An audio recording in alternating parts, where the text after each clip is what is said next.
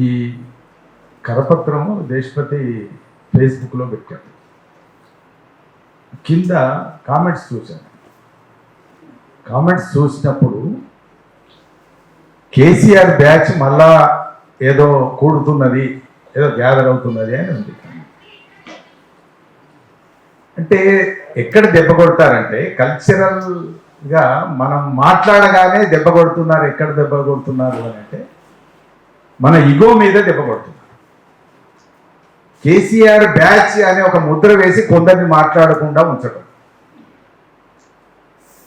కొందరిని కోటి రూపాయలు ఇంకేదో ఆకర్షణ పెట్టి కొందరిని మాట్లాడకుండా ఉంచడం,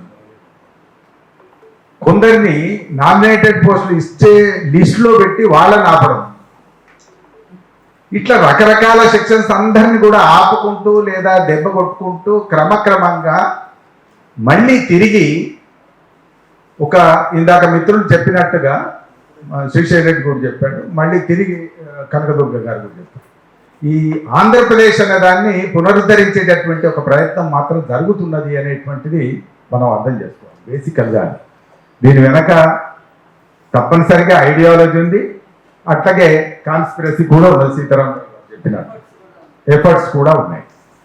దానికి సాక్ష్యం ఇంకొకటి నాకు ఏమనిపించిందంటే, తెలంగాణ జాగీర్ కాదని రాసిన వ్యాసంలో రాధాకృష్ణ కొత్త పలుకులో ఇప్పుడిప్పుడే తెలంగాణ ఆంధ్ర అనే భావన మర్చిపోయి అందరూ ఆనందంగా ఉన్న వేళ అని రాశారు వాక్యం. అంటే తెలంగాణ ఆంధ్ర అనే భావన మర్చిపోతే ఆనందంగా ఉంటారు. ఎవరు ఉంటారు అంటే రాధాకృష్ణ ఉంటాడు. ఎవరు ఉంటారు అంటే చంద్రబాబు ఉంటాడు. ఎవరు ఉంటారు అంటే చంద్రబాబు డబ్బులు పంపిస్తే గెలిచినటువంటి రేవంత్ రెడ్డి ఉంటాడు. దీని వెనకాల ఇవన్నీ ఈక్వేషన్స్ ఉన్నాయి అనేటువంటి విషయాన్ని మనం తప్పనిసరిగా అర్థం చేసుకోవాలి. అంటే ఇది రాజకీయంగా కనబడుతుంది కానీ అస్తిత్వం మీద పడుతున్నటువంటి దెబ్బ దేని మీద ఉన్నది? దీని రూట్ కాదు, జాగీర్ కాదు అనేదేమో రాజకీయ వ్యాఖ్య. దాంట్లో లోపలిగా ఇన్నర్గా ఉన్నదేమో తెలంగాణ ఆంధ్ర భావన మర్చిపోయి ఇప్పుడిప్పుడే కుదురుకుంటున్న వేళ ఈ మళ్ళీ ఒకటి గుర్తు పెట్టుకోవాలి. రాధాకృష్ణ కానీ లేదా సమైక్యవాదులు కానీ లేదా ఆంధ్రప్రదేశ్ వాదులు కానీ ఎవరైనా కూడా గుర్తు పెట్టుకోవాలి ఏమంటే, తెలంగాణ ఆంధ్ర భావన అనేది ఎప్పుడు కూడా సమసిపోయేటటువంటి అవకాశం లేదు. దానికి ఒక పెద్ద చరిత్ర ఉన్నది. అది ఎప్పుడు అనుకుంటే అప్పుడు పునరుత్థానమయ్యేటటువంటి అద్భుతమైనటువంటి శక్తి దానికి ఉన్నది. అది అర్థం చేసుకోక ఇట్లా అంటున్నారు. ఏదో రెండో ఒకసారి మనం మాట్లాడుతూ ఉంటున్నాము, ఇప్పుడైనా గవర్నమెంట్ ఇప్పుడే వచ్చింది అని అనుకుంటే లోగోలోంచి కాకతీయ తోరణం మాయమవుతాయి. అట్లనే చూస్తుంటాం, పోనీలే ఇప్పుడే ఎందుకు మాట్లాడాలి అని అనుకుంటే తెలంగాణ తల్లి చేతుల్లోంచి బతుకమ్మ మాయమవుతుంటాయి. అట్లనే చూస్తూ ఉంటే మొత్తం భారతదేశ పటంలోంచి తెలంగాణ మాయమవుతుంటాం. ఇది ఇది ఇది ఇది సడన్ గా జరిగిందని ఏదో ఇప్పటికిప్పుడు అనుకోకుండా అయిందని అనడానికి లేదు. యాదృచ్ఛికంగా జరిగిన అంశం కాదు. ఇది చాలా జాగ్రత్తగా క్రమానుగతంగా జరుగుతున్నటువంటి అంశం. ఈ క్రమానుగతంగా జరుగుతున్నటువంటి అంశాలలో సినిమా విషయానికి వస్తే జయసుధ ఇంటర్వ్యూ చూశాను నేను. ఈ అవార్డులు ప్రకటించిన తర్వాత జయసుధ అంటుంది, జయసుధ చైర్మన్ గా అదేంటి జ్యూరీ చైర్మన్ గా ఉంది. ఆమె ఏమన్నది అని అంటే, కళకు ప్రాంతం ఏమిటండి, ప్రాంతం ఉంటుందా అన్నది. కళకు ప్రాంతం ఏమిటండి, ప్రాంతం ఉంటుందా, తెలంగాణ ఆంధ్ర ఉంటుందా అని అంటే, ఈ రాధాకృష్ణ రాసిన దానికి జయసుధ మాట్లాడిన దానికి పొంతన అంటే దగ్గర సామీప్యం ఉన్నట్టే కదా. అంటే కళకు ప్రాంతం ఉండదు, మరి ఏముంటుంది? కళకు ప్రాంతం ఉంటుంది, రాజకీయానికి ప్రాంతం ఉంటుంది, సంస్కృతికి అస్తిత్వానికి ప్రాంతం ఉంటుంది. అసలు ప్రాంతీయ చైతన్యంతోనే కదా తెలంగాణ రాష్ట్రం సాధించుకున్నది. దాని మీద దెబ్బ కొట్టేటటువంటి ఒక ప్రయత్నం ఇప్పుడు జరుగుతుంది. అది రకరకాల రూపాల్లో ఉన్నది. అందుకని శ్రీనివాసన్ ముందు మాట్లాడమన్నది అందుకే. కళకు ప్రాంతీయత ఉంటుందా, ప్రాంతం ఉంటుందా అని అంటే, ప్రాంతం లేకపోతే ఆ జీవితం ఉండదు, ఆ జీవితం లేకపోతే ఆ అస్తిత్వం ఉండదు, ఆ అస్తిత్వం లేకపోతే ఈ పోరాటం కూడా ఉండదు. కాబట్టి ఖచ్చితంగా మనం అర్థం చేసుకోవాల్సింది ఏంటిది అని అంటే, ఇవన్నీ గుదిగుచ్చి మనం ఒకసారి పరిశీలించి చూస్తే ఇవన్నీ ఒక ఉద్దేశపూర్వకంగా ఒక దీర్ఘకాలికమైనటువంటి వ్యూహంలో భాగంగా జరుగుతున్నాయి అనేటువంటిది నాకు అర్థమైంది. అయినా ఎందుకు మాట్లాడతలేమంటే ఇవన్నీ జరిగినా కూడా మాట్లాడడానికి వెనక ముందు ఆగడం, నేను చివరి దాకా మాట్లాడకుండా ఆగడంలో కూడా ఉద్దేశం అది. నిజానికి ఇది ఎందుకు ఇట్లా మొదలైంది అని చూసినప్పుడు ఈ కేసీఆర్ బ్యాచో దొరవారి బ్యాచో ఈ పేర్లందరినీ పెట్టి కొంతమంది నోళ్లు మూయించేటటువంటి పని ఎవరు మొదట చేశారని చూస్తే వీళ్ళు కూడా ఆంధ్ర నుంచి వచ్చిన సెటిలర్సే ప్రధానంగా దీంట్లో ఉన్నారు అనేటువంటిది నాకు అర్థమైంది. అది కూడా ఎప్పటి నుంచి, రెండోసారి గెలిచిన తర్వాత నుంచి చాలా బలంగా వ్యూహాత్మకంగా గ్రూప్గా పనిచేసినటువంటి స్థితి కూడా మనం గమనించవచ్చు.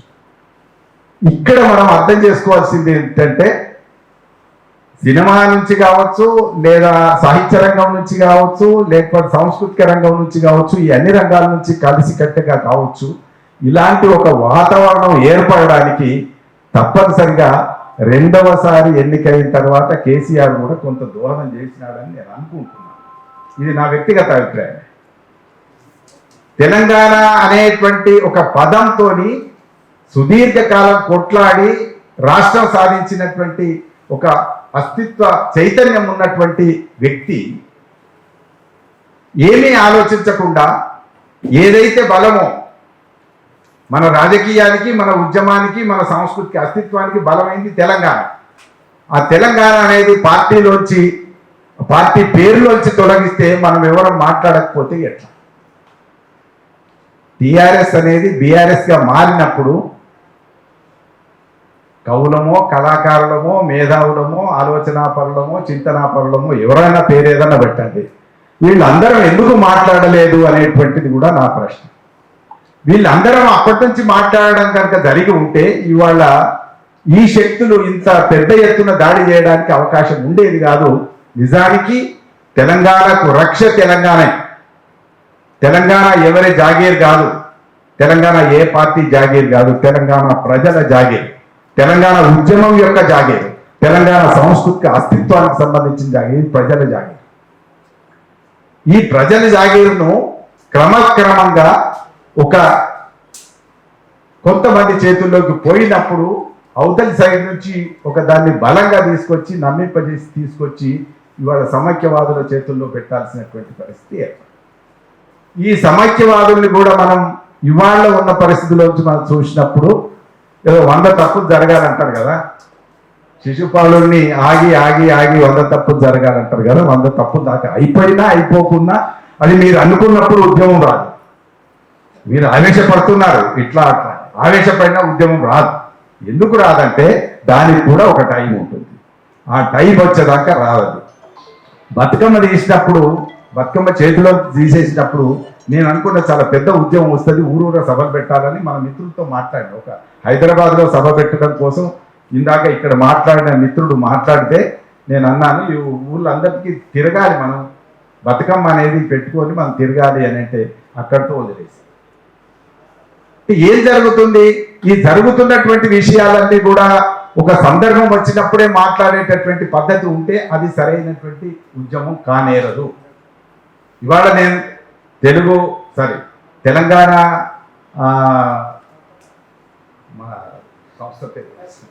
వికాస్ సడన్గా అదే గుర్తున్నా, ఎందుకంటే తెలంగాణ వికాస్ సమితి కూడా నేను చాలా రోజుల తర్వాత వచ్చిన, అందువల్ల కూడా చెప్తున్నాను. తెలంగాణ వికాస్ సమితి వేదిక మీద మాట్లాడడానికి కూడా నేను ఇష్టపడ్డాను. ఇవాళ వచ్చిన తెలంగాణ వికాస్ సమితి అనేటువంటిది అది చేయాల్సినటువంటి చాలా బృహత్తరమైనటువంటి పాత్రను పోషించలేదని నేను అనుకుంటున్నాను. దీని ఫార్మేషన్లో వ్యవస్థాపకుల్లో నేను కూడా ఒకటి, కానీ నేను క్రమక్రమంగా దూరంగా ఉన్నాను. కారణం ఏంటిది అంటే అది చేయాల్సినటువంటి పని నుంచి దూరమైంది కనుక నేను అట్లా ఉన్నాను. నేను సంస్థను విమర్శిస్తున్నానని అనుకోవద్దు. ఇవాళ అయినా సరే ఇట్లాంటి ఒక రౌండ్ టేబుల్ పెట్టడం అనేటువంటిది అది తెలంగాణ వికాస్ సమితి చేస్తున్నందుకు నేను హృదయపూర్వకంగా తెలంగాణ వికాస్ సమితిని అభినందిస్తున్నాను. అదే సమయంలో తెలంగాణ వికాస్ సమితి ఒక నిర్ణయం తీసుకొని దీన్ని ఒక్క మీటింగ్తో ఒక రౌండ్ టేబుల్తో కాకుండా కనీసం 5-6 చోట్లైనా రౌండ్ టేబుల్ నిర్వహించేటటువంటి ఒక పనికి పూనుకుంటే దీనికి ఒక కంటిన్యూటీ ఉంటుంది. అట్లనే ఎట్లాగో ఇందాక వచ్చినాం కాబట్టి వాళ్ళ కేంద్ర ప్రభుత్వం కూడా రాష్ట్ర ప్రభుత్వంతో కలిసిందనే చర్చ కూడా ఇక్కడ మనకు చాలా మంది మిత్రులు మాట్లాడారు. ఆ మాట్లాడిన దాంట్లో ఇవాళ మనం చాలా స్పష్టంగా చూస్తుంటే హిందీ అనేటువంటి దాన్ని కూడా చాలా జాగ్రత్తగా తీసుకొస్తాం, బాహాటంగా తీసుకొస్తాం. జాగ్రత్తగా అన్నది ప్రణాళికాబద్ధంగా. ఇవాళ్ళనే మీరు పేపర్ తీస్తే పవన్ కళ్యాణ్ అనేట ఆయన వచ్చి ఇక్కడ ఏమన్నాడు అని అంటే, తెలుగు మాతృభాష అమ్మ అయితే, తెలుగు అమ్మ అయితే హిందీ పెద్దమ్మ అన్నాడు, ఇంగ్లీష్ పెద్ద పెద్దమ్మ అని అనుకుంటే, ఒకటి నేను స్పష్టంగా అడగదలుచుకున్నా, 2000 సంవత్సరాల చరిత్ర కలిగినటువంటి భాష తెలుగు భాష. కేవలం 700 సంవత్సరాల చరిత్ర కలిగింది హిందీ భాష.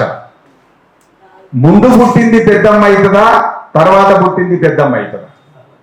కనీసం వయసు రీత్యా చూసి అయినా కూడా మాట్లాడవలసినటువంటి ఒక సందర్భం ఉంటే, పవన్ కళ్యాణ్ లాంటి వాళ్ళు కేవలం రాజకీయ సమీకరణాల్లోంచి వాళ్ళు భాషను రుద్దేటటువంటి ప్రయత్నం, ఒక తెలుగు వాడయి ఉండి పెద్దమ్మని అనడానికి కనీసం చరిత్రను తెలుసుకోవాల్సినటువంటి అవసరం. 2000 సంవత్సరాల చరిత్ర తెలుగు భాష. ఇవాళ తెలుగు భాషకి ప్రాచీన భాష హోదా కూడా ఉన్నది, హిందీ భాషకు లేదు. ఉండడానికి దానికి వయసు లేదు. ఆ వయసు లేనటువంటి భాషను తీసుకొచ్చి పెద్దమ్మ అంటే మనం అందరం కూడా ఊరుకోవాల్సినటువంటి పరిస్థితి, దొంగతనంగా.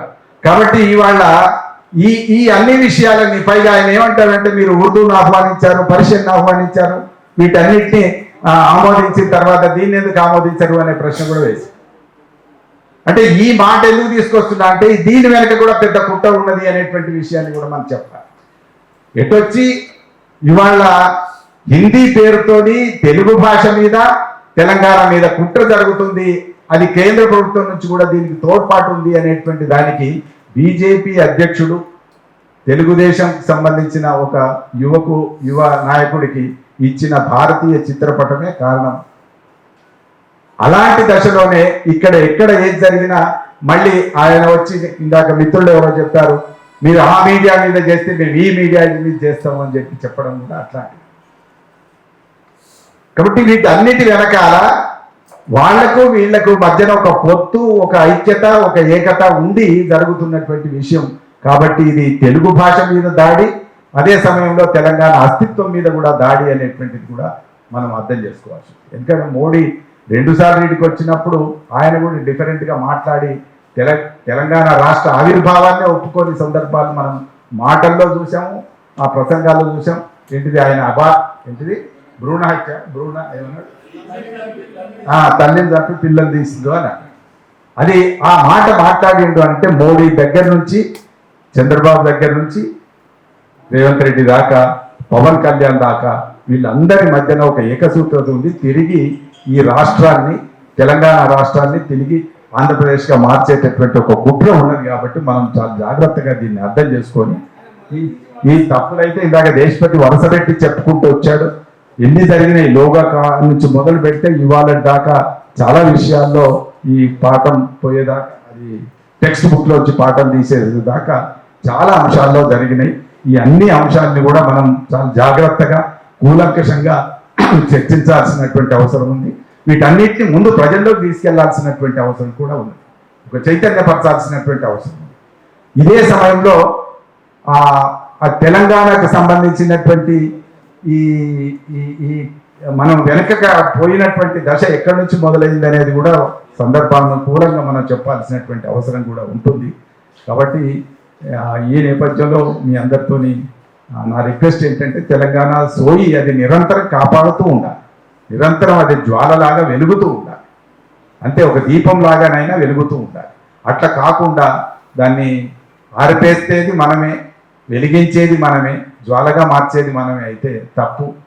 కాబట్టి ఆరిపేసే క్రమం ఎవరు చేసినా మనం మాట్లాడాలి, అది నేను కోరుకుంటున్నాను. అది రేవంత్ రెడ్డి చేసినా, అంతకుముందు వాళ్ళు చేసినా, ఇంకెవరైనా చేసినా తెలంగాణ అస్తిత్వానికి ప్రమాదం ఏర్పడుతున్న ప్రతి సన్నివేశాన్ని మనం ప్రశ్నించాలి.